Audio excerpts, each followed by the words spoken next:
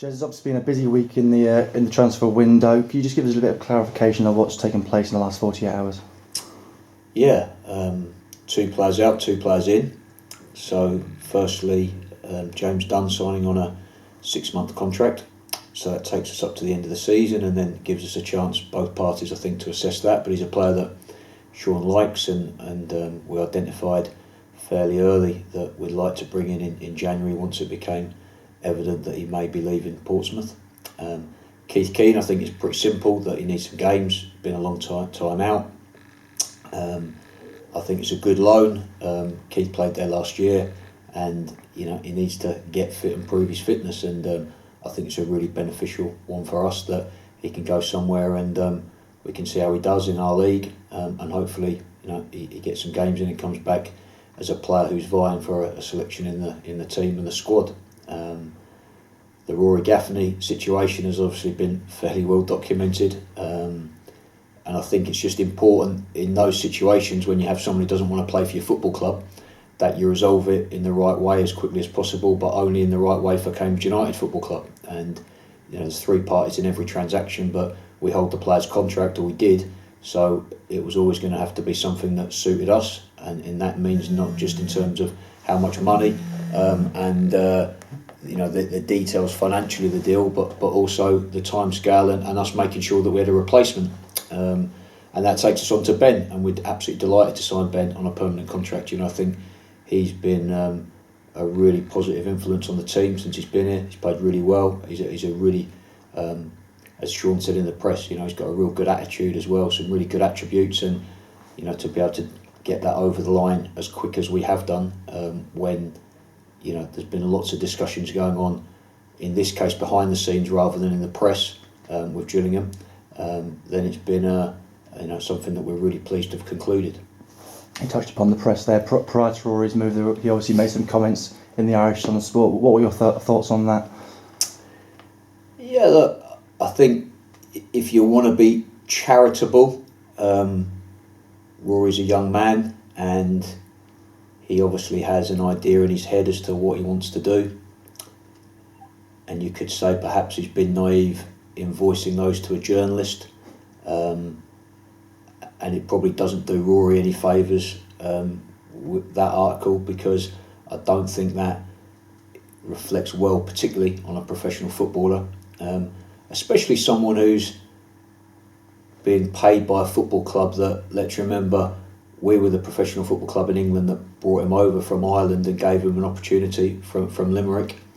And Rory underwent a couple of operations because of injuries, and we're the club that rehabbed him through those operations and got him back fit, and paid his wages for the 9 months that he didn't kick a ball for Cambridge United, and we've supported him throughout. And I think Rory will probably reflect on the fact that they were misguided words, and he's apologised to me and to the football club for what he said in the article. So probably we just have to leave it as that. He'll learn from it. He'll realise that everything can't always be on the player's terms. But equally, once he came back here, or the loan at Bristol Rovers was coming to a conclusion, he made it perfectly clear that he didn't want to be at our football club and he wanted to be at their football club.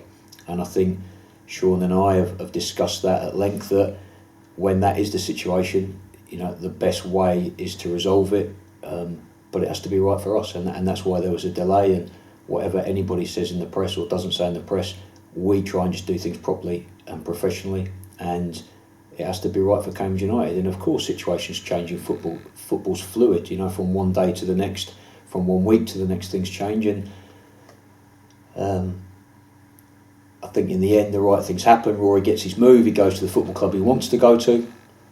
We get a good financial package, we think, for a player who's out of contract in 6 months' time, who's put in a transfer request, who's made it abundantly clear he wants to go, both privately and in public.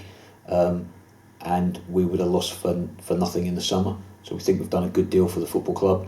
And to be able to then bring Ben in, and to have that deal concluded before we allowed Rory to go, there was a bit of a timing issue as to when we could announce it, was absolutely imperative, because there's no way that Rory Gaffney would have left this football club if that deal hadn't been done first.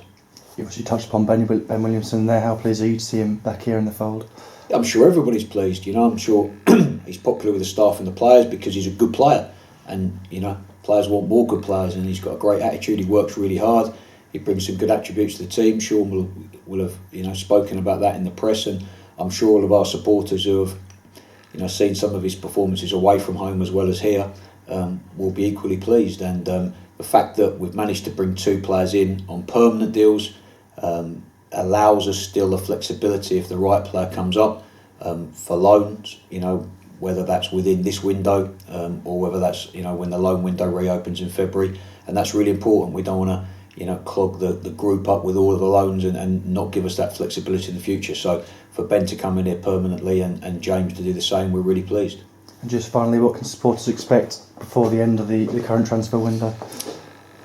Just us continuing to try and improve the squad, and that's a daily occurrence. And to bring players in, players need to go out. We need to make sure that we're making room.